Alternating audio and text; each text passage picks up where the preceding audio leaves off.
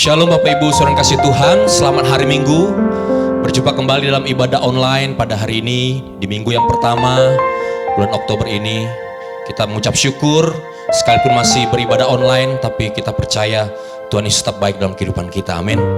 Dan biarlah kita semua mempersiapkan hati kita masuk dalam perjamuan kudus nanti. Bapak Ibu bisa mempersiapkan roti dan anggurnya, supaya nanti kita bisa melakukannya dengan baik. Baik Bapak Ibu Saudara, kita siapkan hati kita untuk beribadah pada hari ini. Kita bersatu dalam doa. Bapa, kami mengucap syukur, berterima kasih buat minggu ini. Kami datang kembali dalam ibadah online ini. Kami yakin dan percaya Engkau hadir dalam setiap kehidupan kami. Hadirat-Mu tidak dibatasi oleh ruang dan waktu. Biarlah dalam ibadah ini Tuhan, Engkau menjamah setiap kami, memulihkan kami, membawa kami mengalami hadirat-Mu ya Tuhan. Dan kami percaya kebesaran-Mu, kemuliaan-Mu dinyatakan dalam kehidupan kami. Terima kasih Bapa, pimpin ibadah kami. Di dalam nama Tuhan Yesus Kristus kami berdoa dan mengucap syukur. Haleluya, amin. Kita percaya bahwa Dia Allah yang hebat, Allah yang luar biasa. Dia Allah yang memberikan kemenangan bagi kita. Yang percaya katakan amin. Haleluya. Mari kita memuji Tuhan dengan semangat. Haleluya. Bertepuk tangan bersama-sama Bapak Ibu yang dikasih Tuhan.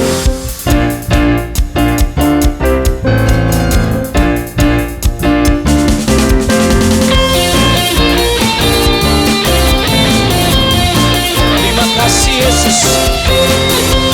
Kami bangga memiliki Allah seperti Engkau Yesus Tuhan.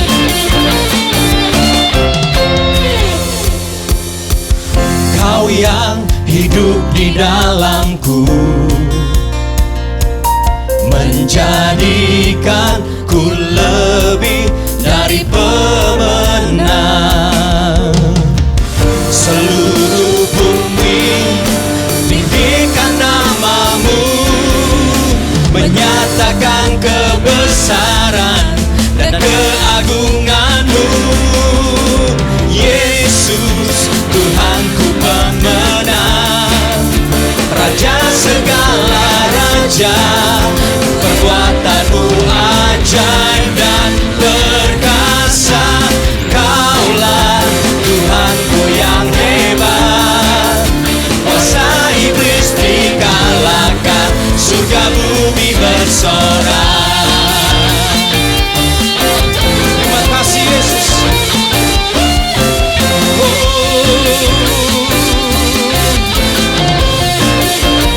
Mari sama-sama katakan, Kau yang hidup di dalamku,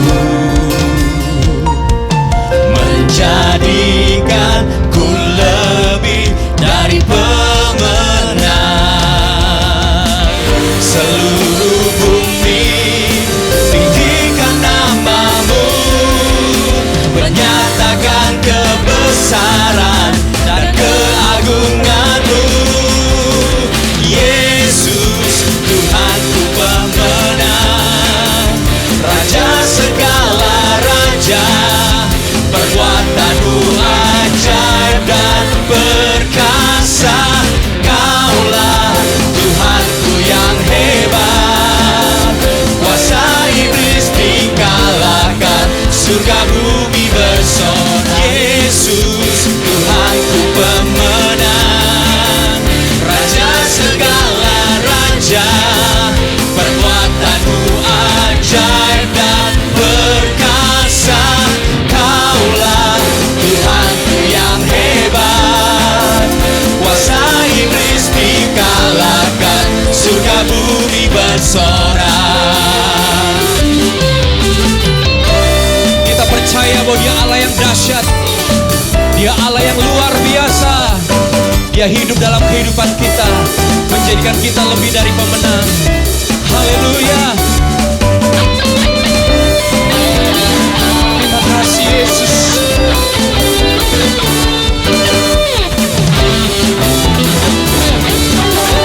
Mari sama-sama katakan, seluruh bumi, oh, seluruh bumi tinggikan nama-Mu, menyatakan kebesaran dan keagungan-Mu. Yesus,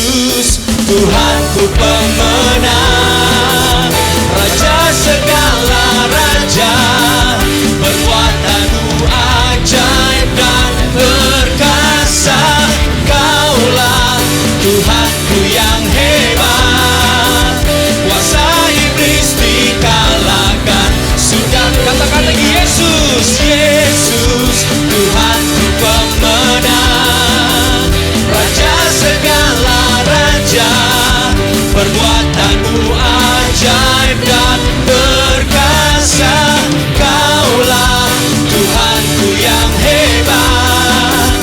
Kuasa iblis dikalahkan, surga bumi bersorak. Kuasa iblis dikalahkan, surga bumi bersorak. Kuasa iblis dikalahkan, surga bumi bersorak. Oh, haleluya.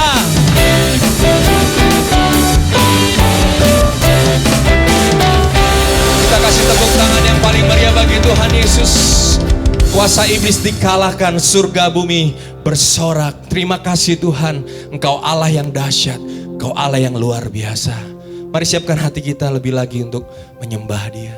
Kita tahu hari ini kita ada semua karena anugerah dan kebaikan Tuhan. Haleluya Yesus.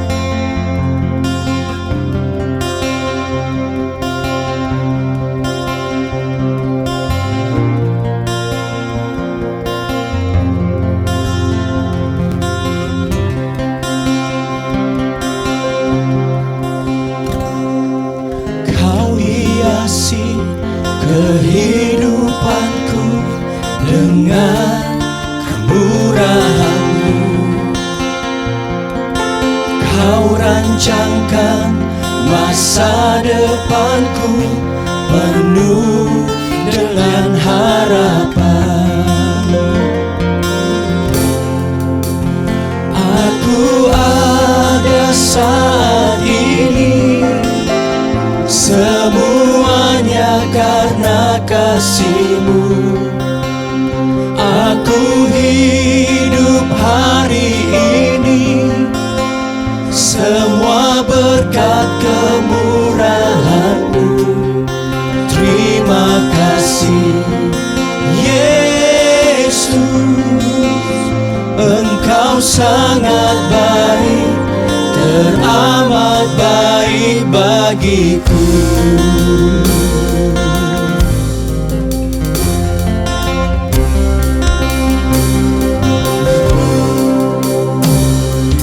Kau hiasi kehidupanku dengan kemurahan-Mu. Kau rancangkan masa depanku penuh dengan harapan. Aku ada saat ini, semuanya karena kasih-Mu. Aku hidup hari ini, semua berkat kemurahan-Mu. Terima kasih Yesus, Engkau sangat baik, teramat baik. Aku ada saat ini, semuanya karena kasih-Mu. Aku hidup hari ini, semua berkat kemurahan-Mu. Terima kasih Yesus, Engkau sangat baik, teramat baik bagiku.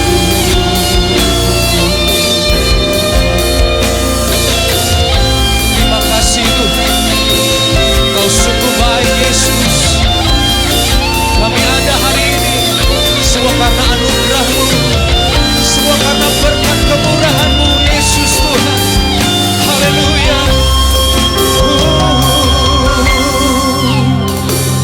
Aku ada saat ini, semuanya karena kasih-Mu.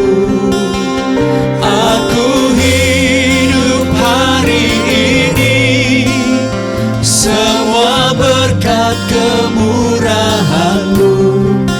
Terima kasih Yesus, Engkau sangat baik, teramat baik bagiku. Aku ada saat ini, semuanya karena kasih-Mu. Aku hidup hari ini, semua berkat kemurahan-Mu.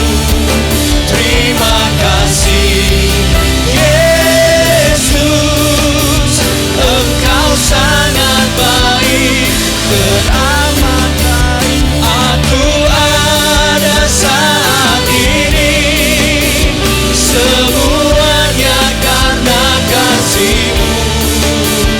Aku hidup hari ini, semua berkat kemurahan-Mu. Terima kasih Yesus, Engkau sangat baik, hanya Padamu. Terima kasih Yesus, Engkau sangat baik, teramat baik bagiku. Mari sembah Dia.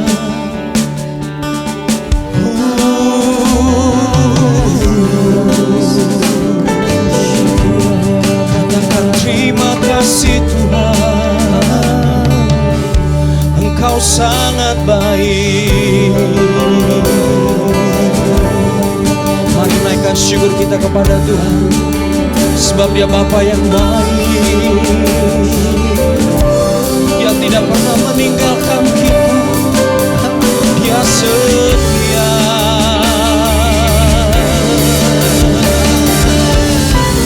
Sembah Dia, bersyukurlah kepada-Nya.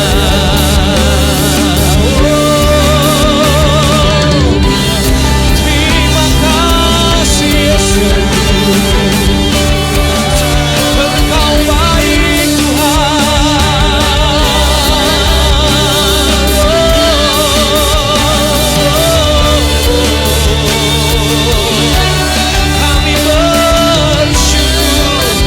Kami bersyukur padamu.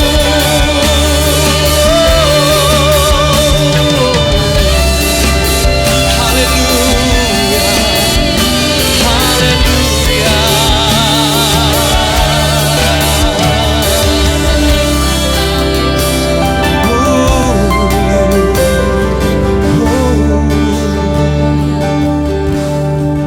Terima kasih Yesus, Engkau sangat baik, teramat baik bagiku.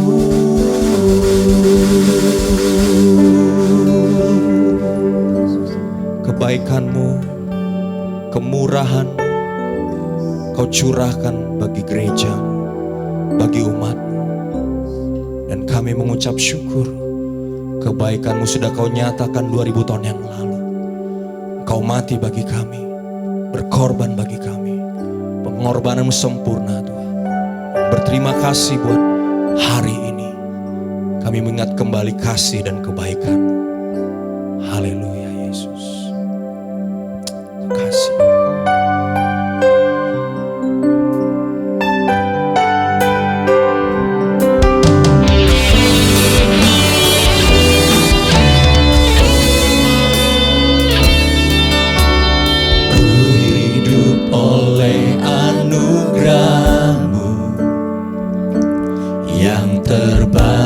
Ku terima dari-Mu,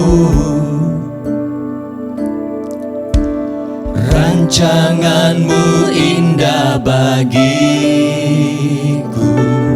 sebab ku hidup selalu di dalam-Mu. Tiada pernah ku meragukan bukti kasih dan karya salib-Mu. Kau telah mati gantikan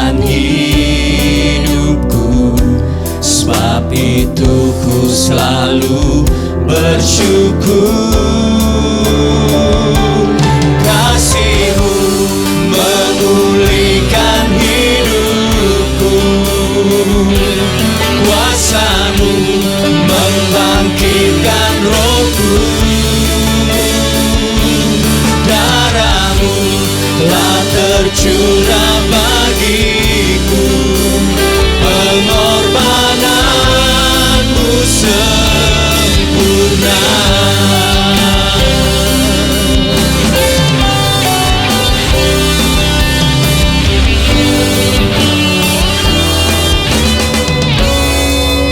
Mari katakan, ku hidup oleh anugerah-Mu, yang terbaik ku terima dari-Mu. Rancangan-Mu indah bagiku, sebab ku hidup selalu di dalam-Mu. Tiada pernah ku meragukan bukti kasih dan karya salib-Mu. Kau telah mati gantikan hidupku, sebab itu ku selalu bersyukur. Kasih-Mu memulihkan hidupku, kuasa-Mu membangkitkan rohku. Darah-Mu telah tercurah bagiku, pengorbanan-Mu sempurna.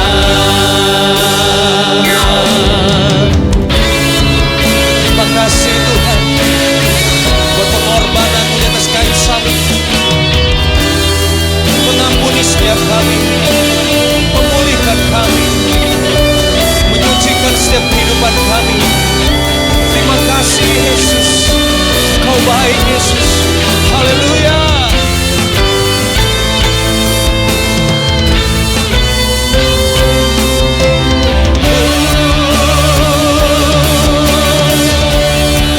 Terima kasih Tuhan.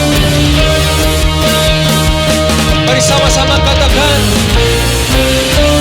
kasih-Mu memulihkan hidupku, kuasa-Mu membangkitkan rohku.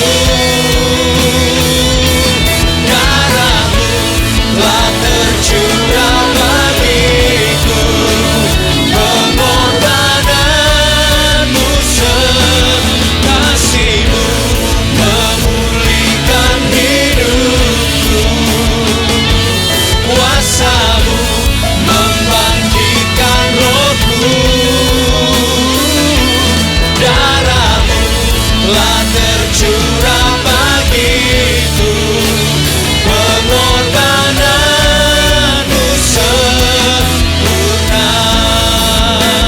Pengorbanan-Mu sempurna. Pengorbanan-Mu sempurna.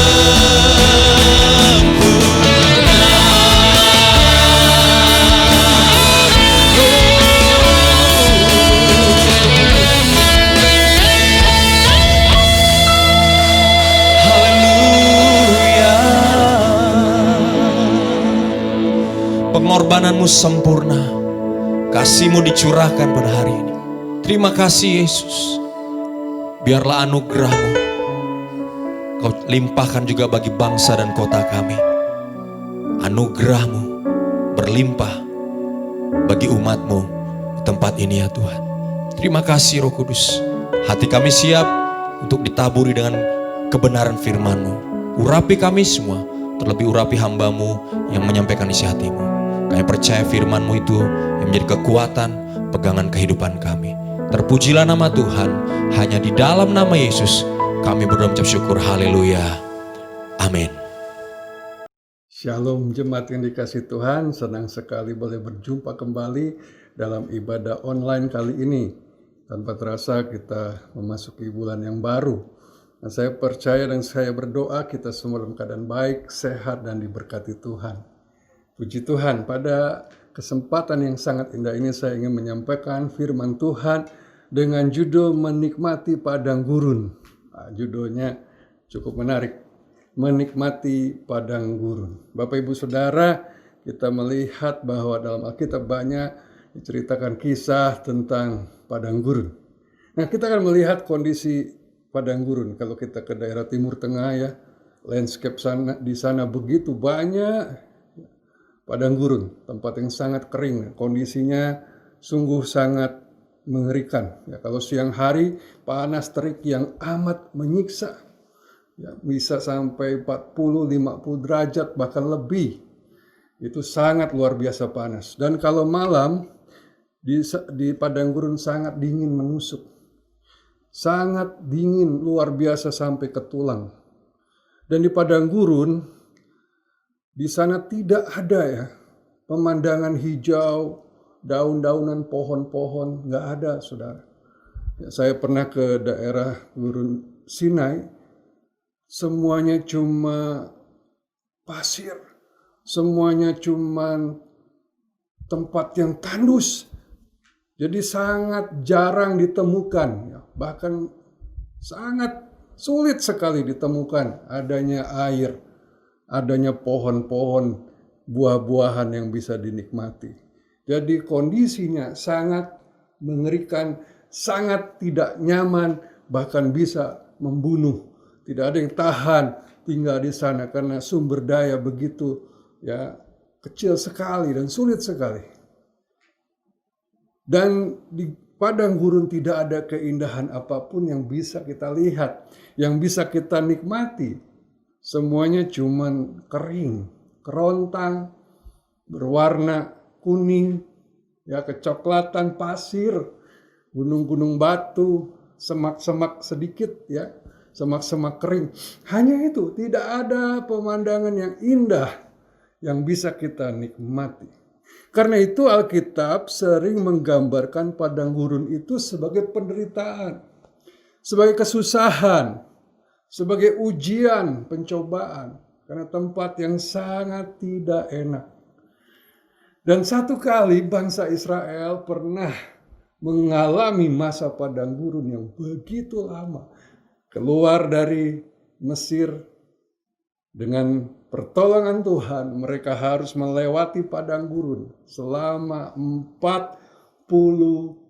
tahun. Saudara bisa bayangkan di tengah kondisi dan situasi yang sangat tidak enak, panas terik yang luar biasa, dan kalau malam dingin menusuk sampai ke tulang. Tidak ada sumber daya apapun, tidak ada keindahan, tidak ada hal yang bisa dinikmati selama 40 tahun. Jadi kalau saya boleh katakan, itu adalah masa lockdown terpanjang dan terbesar sepanjang masa.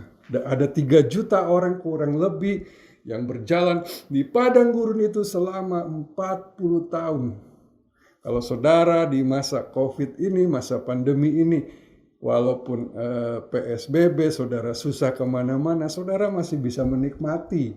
Saudara bisa nonton televisi, masih ada gadget, masih ada handphone, medsos, saudara masih bisa menikmati.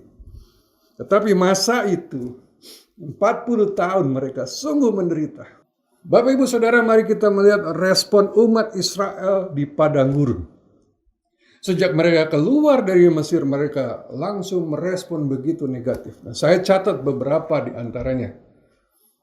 Mereka membuat patung berhala. Bayangkan saudara, mereka dituntun Tuhan ke padang gurun, tetapi mereka membuat patung berhala ketika Musa ada di atas gunung selama 40 hari 40 malam. Dia berbicara dengan Tuhan, dia mendapatkan firman Tuhan, dia mendapatkan perintah Tuhan. Dan selama itu orang Israel tidak tahan dan mereka membuat berhala patung lembu emas untuk dijadikan Allah mereka. Luar biasa pemberontakan bangsa ini. Juga ketika tidak ada daging, mereka bersungut-sungut, mereka menangis. Mereka memfitnah Tuhan, mereka memfitnah Musa. Pada saat tidak ada air, mereka juga bersungut-sungut dan melawan Musa dan juga melawan Tuhan. Mereka memberontak kepada Tuhan dalam setiap tingkah laku mereka di padang gurun. Dan juga mereka memberontak kepada kepemimpinan Musa maupun Harun. Kita akan melihat beberapa contoh ayat, ya, bagaimana perbuatan bangsa ini di padang gurun. Mari kita lihat dari Keluaran 16 ayat 2. Saya akan bacakan Keluaran 16 ayat 2 dan 3. Di padang gurun itu bersungut-sungutlah segenap jemaah Israel kepada Musa dan Harun, dan berkata kepada mereka, "Ah, kalau kami mati tadinya di tanah Mesir oleh tangan Tuhan, ketika kami duduk menghadapi kuali berisi daging dan makan roti sampai kenyang. Sebab kamu membawa kami keluar ke padang gurun ini untuk membunuh seluruh jemaah ini dengan kelaparan." Bapak Ibu Saudara bisa lihat ketika Tuhan izinkan padang gurun terjadi, bangsa ini begitu marah, begitu kecewa, dan mereka berkata, Tuhan sengaja membawa kami ke tempat ini supaya mati. Ya, Musa membawa kami keluar dari Mesir supaya mati kelaparan. Menyedihkan bahwa mereka, ya, memandang padang gurun sebagai hukuman, pembunuhan bahkan. Kita lihat dalam Ulangan 1 ayat 27, dikatakan demikian, kamu menggerutu di dalam kemahmu serta berkata, karena Tuhan membenci kita, maka ia membawa kita keluar dari tanah Mesir untuk menyerahkan kita ke dalam tangan Amori supaya dimusnahkan.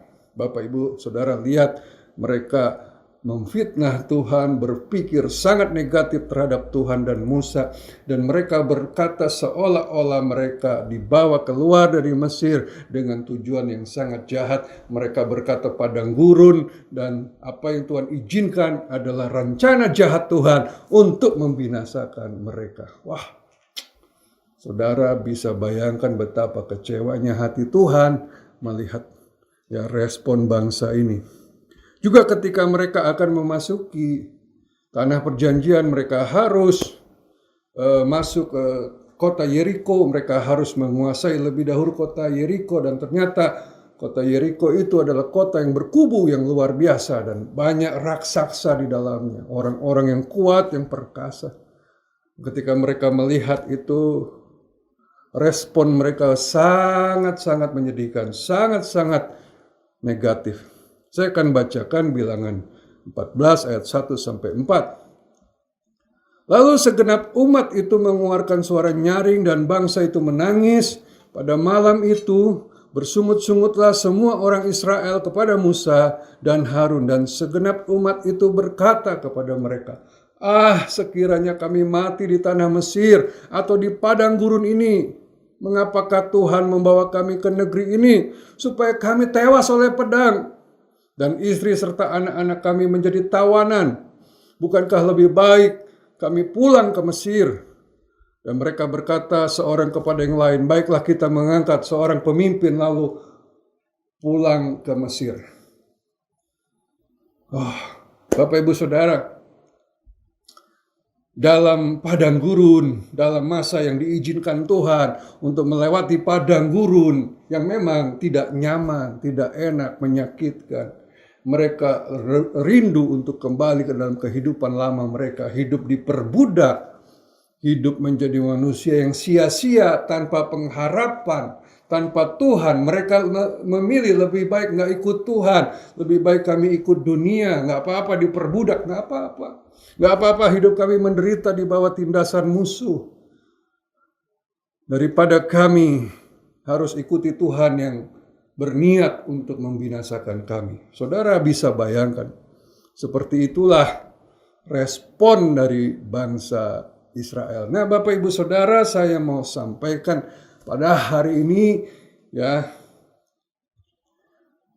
terlihat atau tidak, Ada banyak respon yang negatif ketika kita harus melewati atau harus mengarungi padang gurun dalam kehidupan. Dan hari ini boleh kita katakan bahwa seluruh dunia sedang mengalami padang gurun yang namanya pandemi COVID-19 atau corona. Seluruh dunia merasakan penderitaan yang demikian luar biasa. Saya tidak perlu cerita, saudara lebih mengerti mungkin. Bisa melihat dari media massa, bisa melihat dari media kondisi yang ada di Indonesia dan seluruh dunia.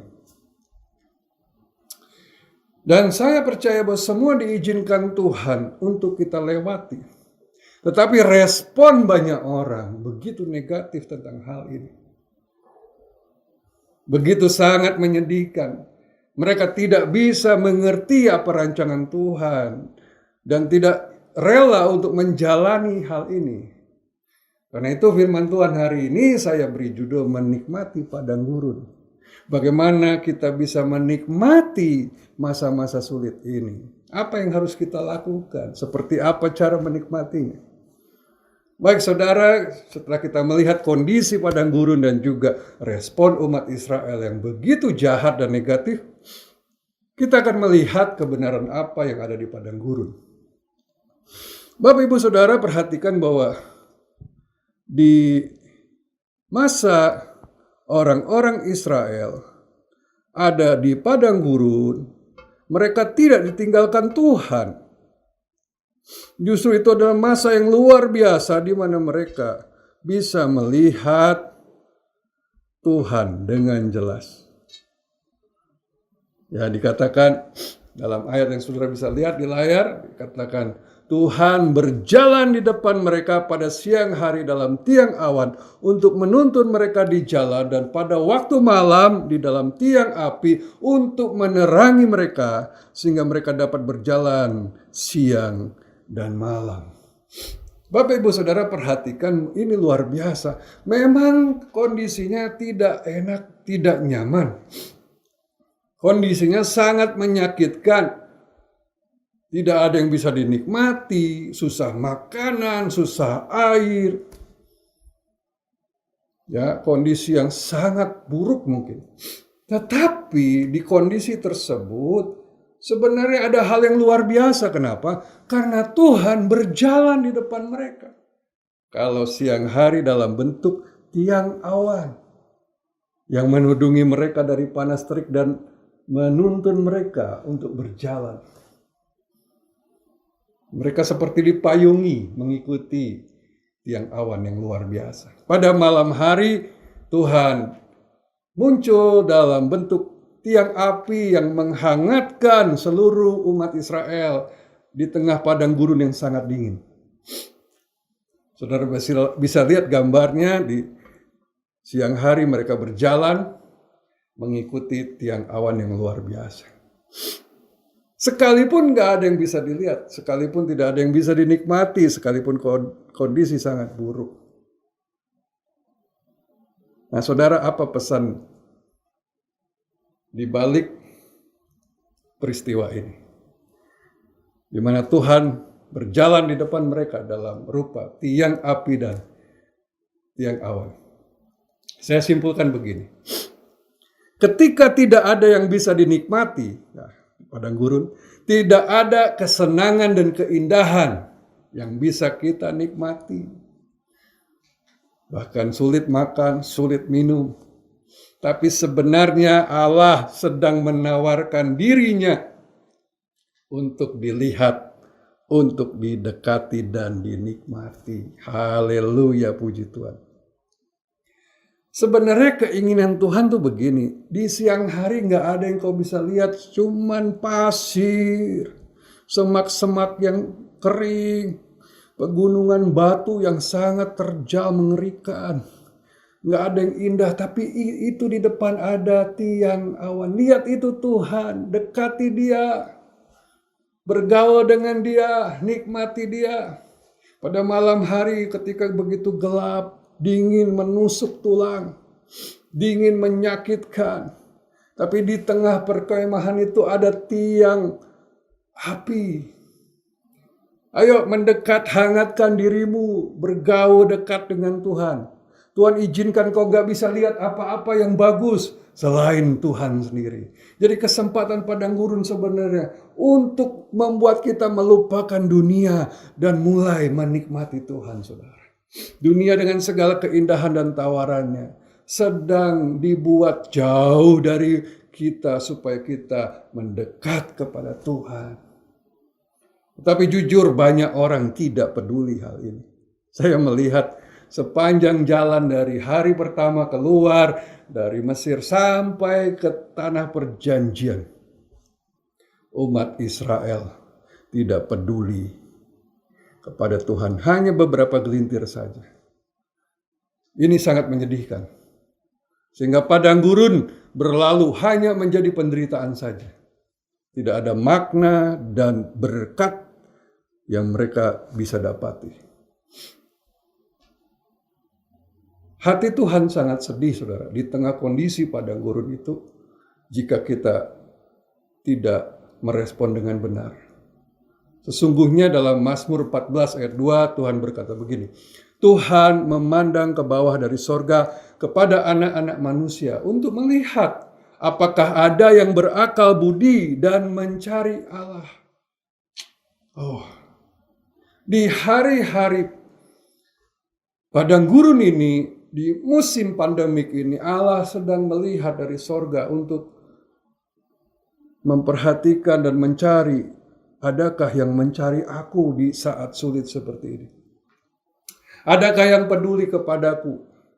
Persis seperti pada masa orang Israel di padang gurun. Tapi kalau saudara membaca ayat kelanjutannya bahwa sungguh manusia tidak peduli kepada Tuhan. Mereka lebih pusing dengan urusan dirinya, dengan urusan tubuhnya, dengan kesenangannya. Pada masa bahkan di mana harusnya mereka mencari Tuhan. Ini sebuah pernyataan Tuhan yang menyedihkan. Apakah ada orang yang mencari aku? Nah, dalam Yesaya 45 ayat 15 dikatakan, sungguh engkau Allah yang menyembunyikan diri, Allah Israel, juru selamat. Bapak Ibu Saudara bisa lihat, Allah kita memang Allah yang menyembunyikan diri. Apa maksudnya? Karena dia Allah yang ingin dicari. Dia ingin menjadi Allah yang dirindukan. Bukan Allah yang gampangan. Dia ingin jadi sesuatu yang berharga sehingga kita harus menyisihkan, menyiapkan waktu, hati, jiwa, pikiran untuk mencari dia, untuk mengejar dia, saudara. Nah, kalau kita tidak melakukannya, saudara, kita tidak mendapatkan. Karena itu sangat menyedihkan jika kita tidak mencari Tuhan di masa-masa padang gurun ini. Nah, kita akan melihat bagaimana respon Musa ketika dia ada di padang gurun dan demikian juga dengan Yosua, bujangnya. Kita akan baca dari Keluaran 33 ayat 7 dan juga 11. Kita akan melihat dua pribadi ini berbeda dengan umat Israel lainnya. Yang cuma bersungut-sungut, marah, kecewa, sibuk dengan kebutuhannya. Tapi dua orang ini tahu ini momennya, ini musimnya untuk melakukan sesuatu yang disukai oleh Tuhan. Saya akan bacakan Keluaran 33 ayat 7 dan 11. Sesudah itu Musa mengambil kemah dan membentangkannya di luar perkemahan, jauh dari perkemahan, dan menamainya kemah pertemuan.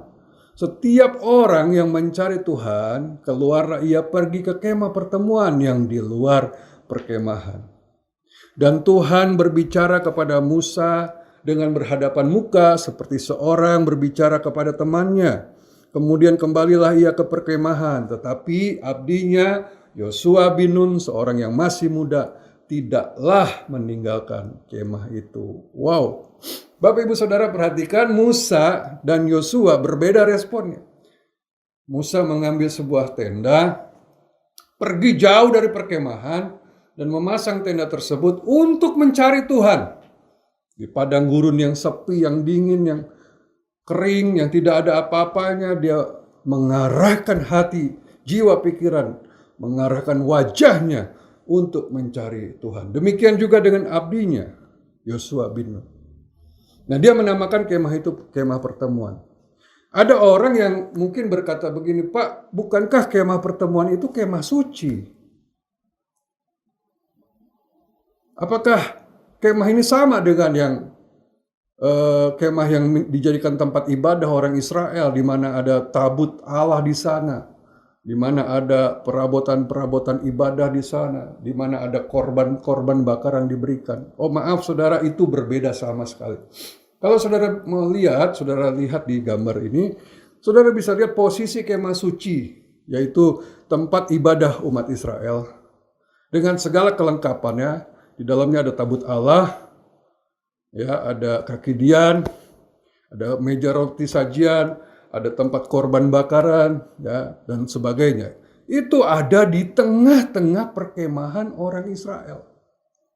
Jadi posisinya ada di pusat, di sentral. Saudara lihat ada denah di situ, ya, seperti tanda salib. Itu kemah itu dikelilingi oleh kemah-kemah bangsa Israel. Dibagi dalam berbagai posisi, ya, tiap suku-suku, ya, beberapa suku ditaruh di posisi-posisinya. Itu sudah diatur sama Tuhan. Jadi kemah pertemuan yang ada di tengah-tengah perkemahan orang Israel itu adalah kemah suci, tempat ibadah, tempat mereka melakukan ritual-ritual. Tetapi kemah pertemuan yang dibangun Musa di tempat yang jauh dari perkemahan itu berbeda. Itu tempat dia mencari Tuhan secara pribadi.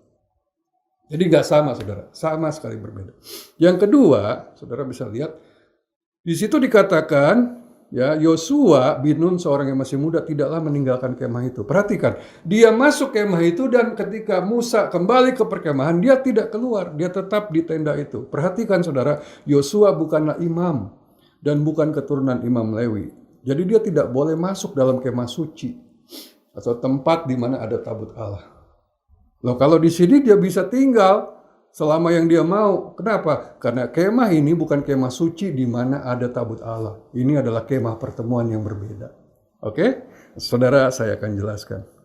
Di sini dikatakan begini, sesudah itu Musa mengambil kemah dan membentangkannya di luar perkemahan, jauh dari perkemahan, dan menamainya kemah pertemuan. Setiap orang yang mencari Tuhan, keluar ia pergi ke kemah pertemuan yang di luar perkemahan. Bapak Ibu Saudara, di situ berarti ada kemah suci, tempat ibadah bangsa Israel dengan segala peraturan, dengan segala tata cara, dengan segala perabotan yang luar biasa. Tapi ada kemah lain yang kecil, jauh dari perkemahan, yang di sini untuk ibadah secara umum. Ya, kalau kita sebut gereja lah sekarang ini, tapi yang di sini adalah kemah pertemuan kecil untuk dia berdoa, untuk dia mencari Tuhan secara pribadi. Jadi saya bisa simpulkan bahwa Musa membuat kemah ini dengan tujuan. Saya catat di sini ada dua tujuan. Yang pertama, supaya orang yang mencari Tuhan itu keluar dari kenyamanan ibadah korporat atau bersama-sama dan mulai mencari Tuhan secara pribadi. Oh, banyak orang Kristen senang ibadah rame-rame, makin banyak orang, ribuan, puluhan ribu, ratusan ribu, makin asik, menyenangkan, hadirat Tuhan terasa, ya, musik hingar-bingar oleh penyanyi-penyanyi yang hebat, yang pemain musik yang hebat, yang luar biasa. Nah, saudara, tetapi kita tidak suka ketika harus mencari Tuhan secara pribadi. Dan musim pandemik ini kita dipaksa untuk keluar dari kenyamanan ibadah korporat dan mulai mencari Tuhan secara pribadi. Keluar dari hingar-bingar ibadah, keramaian, dan mulai mencari Tuhan personal. Itu tujuannya. Itu respon yang Tuhan inginkan dalam ibadah kita di masa-masa pandemik ini, saudara. Yang kedua, keluar dari liturgi atau tata cara ibadah yang baku dan mengejar sebuah hubungan. Kita tidak lagi bisa mengikuti liturgi-liturgi yang diharuskan di gereja, yang dipimpin oleh hamba-hamba Tuhan, yang dipimpin oleh pengerja-pengerja ibadah, ya pelayan-pelayan ibadah, tapi kita di sana hanya berdua saja, saudara dengan Tuhan. Saudara di situ mengejar sebuah hubungan, bukan lagi ritual ibadah. Kalau saudara terjebak dengan kebiasaan hanya melakukan ritual ibadah ini, waktunya saudara tidak bisa menikmati itu. Karena itu sadari bahwa musim pandemik ini Tuhan izinkan supaya kita mencari Dia secara pribadi, menikmati Dia dan mengejar sebuah hubungan secara pribadi. Haleluya. Yang berikut saudara, Tuhan ingin kita hidup oleh firman. Kita akan baca, ingatlah kepada seluruh perjalanan yang kau lakukan atas kehendak Tuhan Allahmu di padang gurun selama 40 tahun ini dengan maksud merendahkan hatimu dan mencobai engkau untuk mengetahui apa yang ada di dalam hatimu, yakni apakah engkau berpegang pada perintah-perintahnya atau tidak. Dan kemudian ayat yang ketiga, jadi ia merendahkan hatimu, membiarkan kau lapar dan memberi kau makan mana yang tidak kau kenal dan yang juga tidak dikenal oleh nenek moyangmu, untuk membuat engkau mengerti bahwa manusia hidup bukan dari roti saja, tetapi manusia hidup dari segala yang diucapkan Tuhan. Haleluya, puji Tuhan. Saudara perhatikan dengan cermat ayat-ayat ini. Tuhan izinkan padang gurun yang sangat mengerikan, sangat tidak enak, sangat tidak nyaman, ya sangat membuat hidup kita rasanya menderita, dengan tujuan untuk mengetahui hati kita, merendahkan hati kita, apakah kita berpegang pada firman di kondisi-kondisi seperti ini. Yang kedua dikatakan bahwa kita bukan hidup dari roti saja. Ingat saudara, di padang gurun mereka kekurangan segalanya. Jadi Tuhan ingin minimalisir semua itu supaya sadar bahwa manusia hidup bukan dari makanan saja, tetapi dari setiap firman yang diucapkan oleh Allah. Hari-hari ini saudara, Tuhan ingin memulihkan posisi firman di dalam hidupmu. Sayang sekali saudara, karena banyak orang posisi firman sangat rendah. Kita akan lihat beberapa contoh ya, di mana posisi firman Tuhan di dalam hidupmu. Ada banyak orang menjadikan firman Tuhan sebagai aksesoris pelengkap. Aksesoris pelengkap ya, boleh ada, boleh enggak gitu kan. Saudara mau pakai cincin, mau pakai bros, mau pakai hiasan di baju, ya boleh ada, boleh enggak. Firman Tuhan dianggap aksesoris yang penting, nggak perlu ada juga nggak apa-apa, kita masih bisa hidup tanpa itu. Yang kedua, firman Tuhan dijadikan ban serep. Tidak pernah orang memperdulikan ban serep kecuali pada saat bannya bocor ya, baru dia cari ban serep. Banyak orang mencari firman ketika sudah mengalami masalah. Kalau nggak ada masalah, dia nggak peduli sama firman. Firman dijadikan ban serep, atau firman Tuhan dijadikan pengetahuan saja. Pintar tahu segala macam ayat dan sebagainya, tapi sebatas pengetahuan, tidak masuk di hati, tidak menjadi kehidupan. Dan yang lebih mengerikan, kebanyakan orang Kristen menjadikan firman Tuhan hanya sebagai formalitas. Karena saya Kristen, ya saya, agama saya pakai Alkitab. Formalitas, sekedar saja, sekedar tanda saja. Dia nggak pernah baca, dia nggak pernah renungkan, dia nggak pernah peduli isinya, hidupnya nggak pernah dituntun olehnya. Sehingga saudara, mereka menjadi orang Kristen yang sangat rapuh, lemah, mudah hancur, mudah kalah. Inilah masa di mana Tuhan sedang ingin memulihkan posisi dan fungsi firman Tuhan dalam hidup saudara. Saya dalam masa-masa pandemik ini melihat, memperhatikan kehidupan orang Kristen. Ya. Saya mau bilang saya sangat prihatin dan bersedih. Kenapa? Sekarang mulai kelihatan sekali bahwa banyak orang Kristen sama sekali tidak peduli firman. Bahkan ketika disampaikan oleh hamba Tuhan, firman Tuhan untuk mengatasi masalahnya, I don't care. Mereka memilih cara berpikir sendiri, mereka memilih rancangan sendiri, dan Alkitab itu nggak penting sama sekali, nggak perlu. Nah itu sangat menyedihkan buat saya. Dan akhirnya setelah hancur baru berteriak, Tuhan di mana engkau? Memprihatinkan. Nah saudara, sebenarnya apa yang Tuhan inginkan di dalam masa ini saudara? Dia ingin memulihkan posisi firman. Seperti apa? Firman Tuhan adalah Allah sendiri, saudara harus sadari. Ketika engkau mengabaikan firman, engkau sedang mengabaikan Tuhan.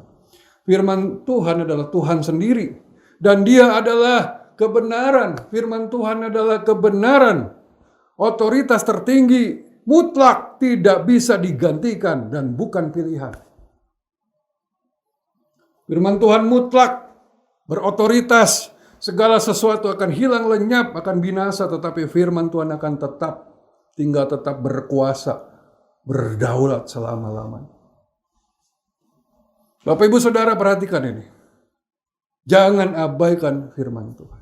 Firman Tuhan adalah Allah sendiri. Firman Tuhan adalah kebenaran dan otoritas tertinggi. Setiap langkah hidupmu hendaklah engkau lakukan berdasarkan firman Tuhan, bukan kepandaianmu sendiri. Hari-hari ini sedang diproses, sedang disaring, dan terlihat bahwa kehidupan banyak orang dibangun di atas pasir, lemah, rapuh, mudah hancur. Masa-masa sulit ini mereka binasa, ya. Mereka merasakan penderitaan yang luar biasa. Tapi orang yang melakukan firman akan kuat dan menang. Saudara, kita lihat ada di situ denah atau sebuah gambaran, ya. Ketika hidup kita cuman diri kita saja, tidak punya firman dalam kehidupan, tidak mencari Tuhan, apa yang terjadi ketika ada masalah menyerang saya, maka hasilnya adalah kehancuran. Ada masalah menghimpit saya, penyakit memasuki tubuh saya, kerusakan rumah tangga masuk dalam keluarga saya, maka hasilnya cuma kehancuran. Nggak ada kekuatan. Kenapa? Karena fokusnya cuma masalah. Yang dia perhatikan cuma, aduh susah cari uang nih masa pandemik ini, apa-apa sulit, nggak bisa kemana-mana, ekonomi jadi lemah, aduh badan kok jadi sakit-sakitan, ya. Hanya fokusnya masalah. Maka ketika ada masalah datang, maka yang terjadi adalah dia mengalami kehancuran. Atau ada juga orang yang fokusnya cuma diri sendiri.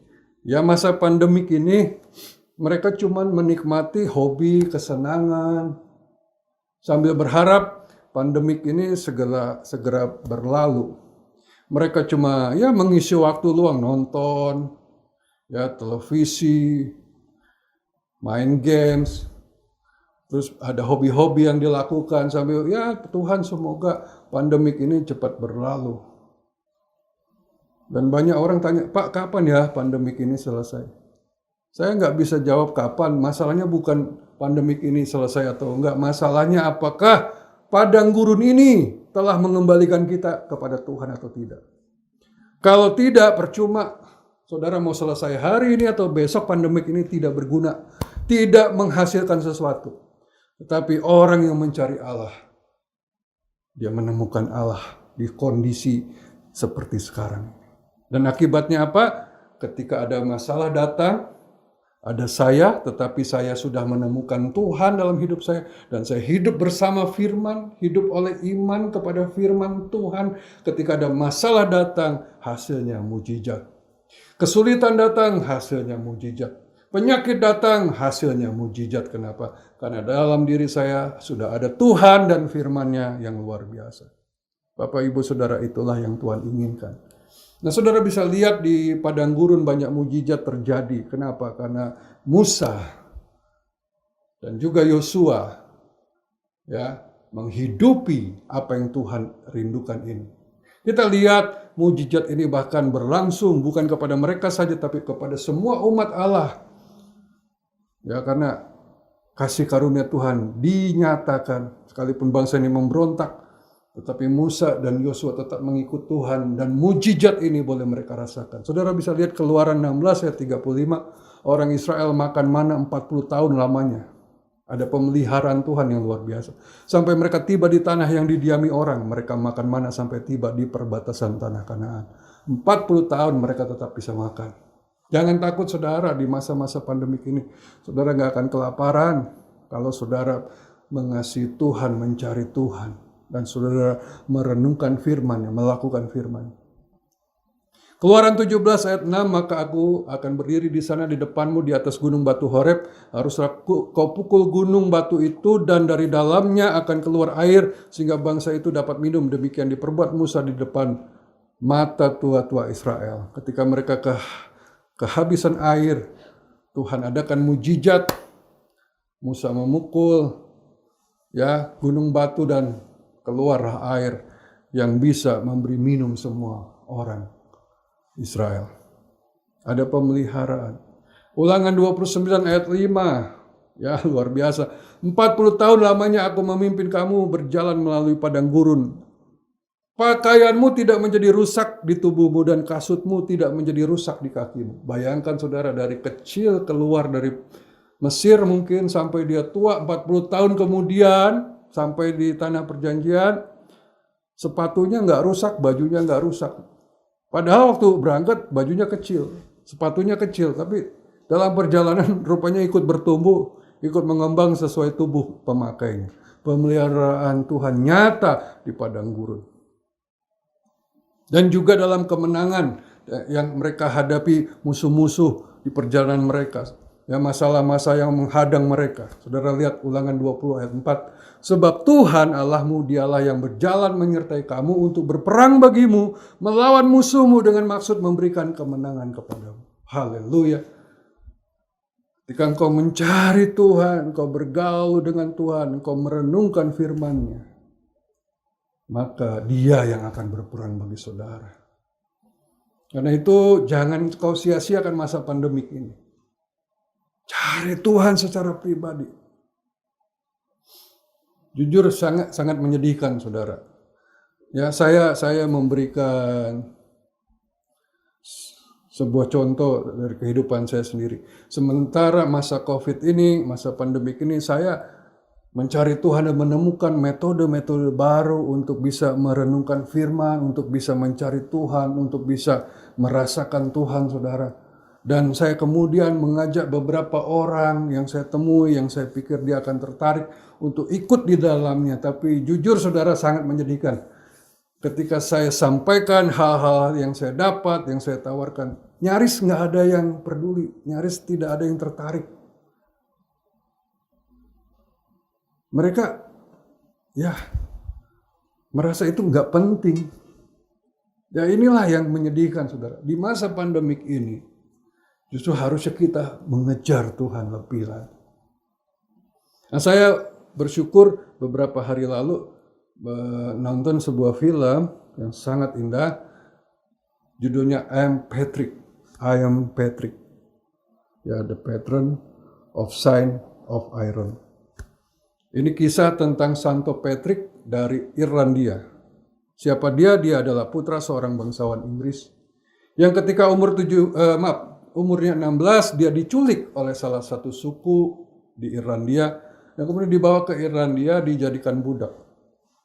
Selama 6 tahun dia dijadikan budak. Saudara tahu dia tidak dikasih makan, dia diperlakukan sangat buruk dan dia diharuskan untuk menggembalakan domba-domba di padang rumput. Terserah kamu cari makan sendiri. Bayangkan saudara, dia menderita. Kenapa? Karena masa itu masa ya yang masih sangat primitif di daerah Irlandia. Banyak suku saling berperang. Nah, mereka merupakan kerajaan-kerajaan kecil yang saling bertikai, saling merampok dan membunuh. Dan Patrick ini dia harus menjelajah padang rumput demi padang rumput. sambil menggembalakan domba. Dan kalau ada yang mati, dombanya dia harus mengganti. Kalau enggak dia dibunuh. Saudara perhatikan betapa menyedihkan. Tetapi disitulah di masa padang gurun itu dia menemukan Tuhan. Di masa 6 tahun yang sangat sulit tersebut dia menemukan Tuhan. Bahkan diceritakan karena dia ketakutan menghadapi setiap kondisi yang ada, dia kelaparan, dia menderita. Di situ dia mulai berdoa. Dia dulu suka ke gereja waktu dia di rumah ayahnya, tetapi hidupnya berantakan. Dia judi, mabuk-mabukan. Nah, ketika dia ada di kondisi yang sangat mengerikan, dia mencoba mencari Tuhan, dia berdoa. Bahkan diceritakan, saking dia sukanya berdoa, dia berdoa bisa 100 kali lebih sehari. Ketika dia mengembalakan, ketika dia bekerja sebagai budak, dia terus berdoa. Sambil bekerja dia berdoa, dia berdoa, dia berdoa. Dan dia menikmati Tuhan. Dia selalu dilindungi, selalu dijagai, selalu diberkati di kondisi tersulit. Dan akhirnya singkat cerita dia menginjili seluruh Irlandia pada tahun 400-an Masehi itu. Sehingga seluruh Irlandia mengenal Yesus. Wow, menarik sekali. Masa-masa padang gurun menjadi masa penentu baginya. Demikianlah saya harapkan masa-masa padang gurun ini menjadi penentu bagi kita untuk kita hidup seperti yang Tuhan inginkan dan mendapatkan kasih karunia kemurahan yang dahsyat. Dan Saint Patrick inilah yang menulis lagu rohani yang sangat terkenal, Be Thou My Vision. Lagu yang sangat saya suka. Saudara, jadi bagaimana respon kita menghadapi padang gurun masa pandemik ini? Saya ajak saudara menikmati padang gurun. Apa sih menikmati padang gurun? Menikmati padang gurun artinya menemukan dan menikmati Tuhan di masa yang sulit ini. Mari saudara, kita cari Tuhan. Kita renungkan firman. Kita hidup di dalam sampai kita merasakan seperti Musa berhadapan muka dengan muka seperti seorang sahabat dengan Tuhan. Haleluya. Saya ajak kita masuk dalam perjamuan. Saudara ambil roti yang sudah disiapkan, juga anggur, pakai apa saja yang saudara bisa pakai. Kita akan berdoa. Bapa, terima kasih buat kasih karuniamu, pengorbananmu di kayu salib yang luar biasa, membuat kami menjadi anakmu, menjadi biji matamu, dan Kau menebus dosa kami. Dan hari ini firman Tuhan menuntun kami untuk kami mengejar Engkau, untuk kami menjadikan firman-Mu sebagai kebenaran, sebagai otoritas yang paling mutlak yang harus kami hidupi dan kami jalani. Terima kasih Tuhan, dan saat ini kami akan menjadi satu dengan tubuh dan darah-Mu, menjadi satu dengan Engkau. Mari angkat roti di tangan-Mu saudara. Bukankah roti yang tadi berkati ini adalah persekutuan dengan tubuh Yesus Kristus yang telah dipecah-pecahkan demi menebus dosa kita semua. Amin. Mari kita makan dalam nama Yesus.